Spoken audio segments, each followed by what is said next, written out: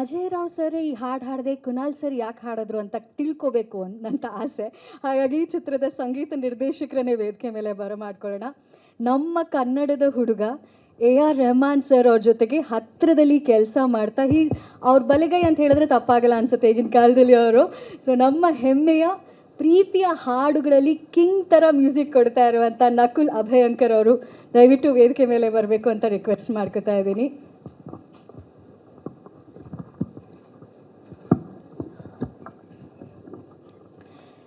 Nakul sir, ಮೊದಲನೇದಾಗಿ ಒಂದು beautiful ಹಾಡನ್ನ ಒಂದು ಚಿಕ್ಕ ಝಲಕ್ ನೋಡಿದ್ದೀವಿ. ಇವಾಗ ನಿಮ್ಮ ಸಾಥಿ ಒಬ್ಬರಿದ್ದಾರೆ, ಅಂದರೆ ಲಿರಿಕ್ಸ್ ಸಂಗೀತದ ಜೊತೆಗೆ ಆ ಸಾಹಿತ್ಯ ಬೆರೆತಾಗ್ಲೇ ಒಂದು ಖುಷಿ. ನಾಗಾರ್ಜುನ್ ಶರ್ಮಾ ಅವರು ನಮ್ಮ ಜೊತೆಗಿದ್ದಾರೆ, ದಯವಿಟ್ಟು ವೇದಿಕೆ ಮೇಲೆ ಬರಬೇಕು ಅಂತ ರಿಕ್ವೆಸ್ಟ್ ಮಾಡ್ಕೋತಾ ಇದ್ದೀನಿ.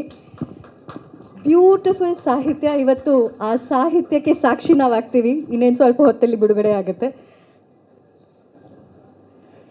ಈ ಪಾರ್ಟ್ನರ್ಸ್ಗೆ ಪ್ರೀತಿಯ ವೆಲ್ಕಮ್.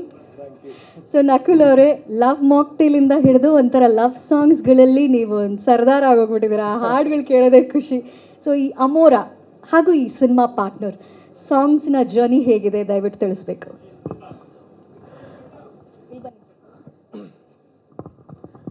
ಎಲ್ರಿಗೂ ನಮಸ್ಕಾರ. ಇವತ್ತಿಲ್ಲಿ ಬಂದಿರೋಂಥ ಎಲ್ಲ ಮಾಧ್ಯಮ ಮಿತ್ರರಿಗೂ ಹಾಗೂ ಪ್ರೀತಿಯ ಗೆಳೆಯರಿಗೂ ಹಾಗೂ ಅಜಯ್ ಸರ್, ಬೃಂದಾ ಅವರು, ಹರೀಶ್ ಸರ್, ಶಿವತೇಜಸ್ ಸರ್, ಎಲ್ರಿಗೂ ನಮಸ್ಕಾರ. ಅನುಪಮ್ ಅವರೇ, ಥ್ಯಾಂಕ್ ಯು ಸೋ ಮಚ್. ಅಷ್ಟು ಚೆನ್ನಾಗಿ ಮೂವಿ ಏನರ ಬಗ್ಗೆ ಇರ್ಬೋದು ಅಂತ ಹೇಳ್ಕೊಟ್ಟಿದ್ದಕ್ಕೆ. ಅಮೋರ ತುಂಬ ಸ್ಪೆಷಲ್ ಆದಂತಹ ಹಾಡು. ಯಾಕಂದರೆ ಫಸ್ಟಿಗೆ ನಾವು ಈ ಥರ ಒಂದು ಹಾಡು ಬರುತ್ತೆ ಈ ಚಿತ್ರದಲ್ಲಿ ಅಂತ ಅಂದ್ಕೊಂಡೇ ಇರಲಿಲ್ಲ.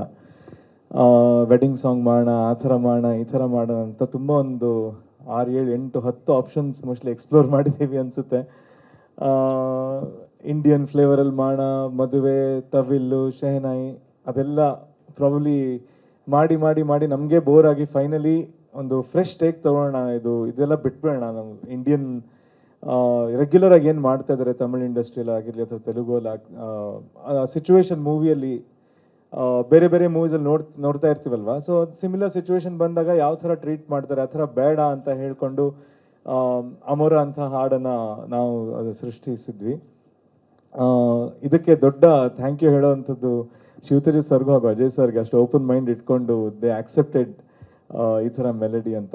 And amazingly it turned out to be a dance song. Expect ಮಾಡಿರಲಿಲ್ಲ. ಸೊ ಜರ್ನಿ ತುಂಬ ಚೆನ್ನಾಗಿತ್ತು. ಟ್ಯೂನ್ ಮಾಡಿದ ತಕ್ಷಣ ಲಿರಿಕ್ಸ್ ಬೇಕು ಅಂತ ಹೇಳಿದರೆ ಹೆಸರು ಬಂದಿದೆ ನಾಗಾರ್ಜುನ್ ಶರ್ಮಾ ಅವ್ರದ್ದು. ಅವರು ಇದನ್ನು ತುಂಬ ಚೆನ್ನಾಗಿ ಬರೆದು ಬ್ಯಾಕ್ ಆ್ಯಂಡ್ ಫೋರ್ತ್ ತುಂಬ ಸರ್ತಿ ಮಾಡಿದ್ವಿ.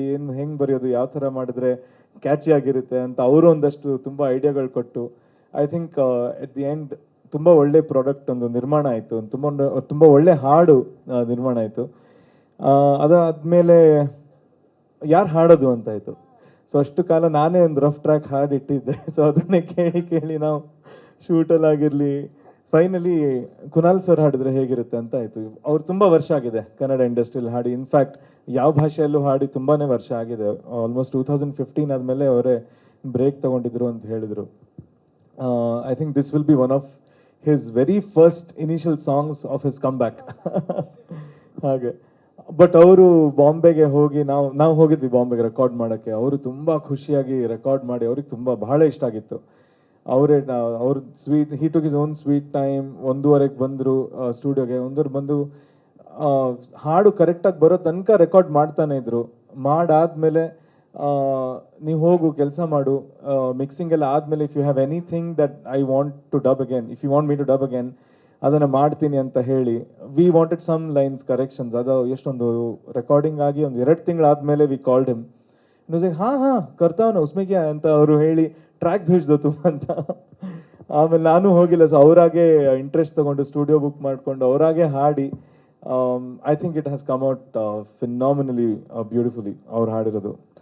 ನಮಗಂತೂ ಬಹಳ ಬಹಳ ಫೇವ್ರೇಟ್ ಆಗಿದೆ ಅವ್ರ voice. And of course Kunal sir early 2000s ಕೇಳಿ ಕೇಳಿ ಬಂದು ಅವ್ರ ವಾಯ್ಸ್ ಒಂಥರ ಎಲ್ಲರೂ ಮನಸ್ಸು ಗೆದ್ದಿರೋಂಥ ವಾಯ್ಸ್ ಅದು.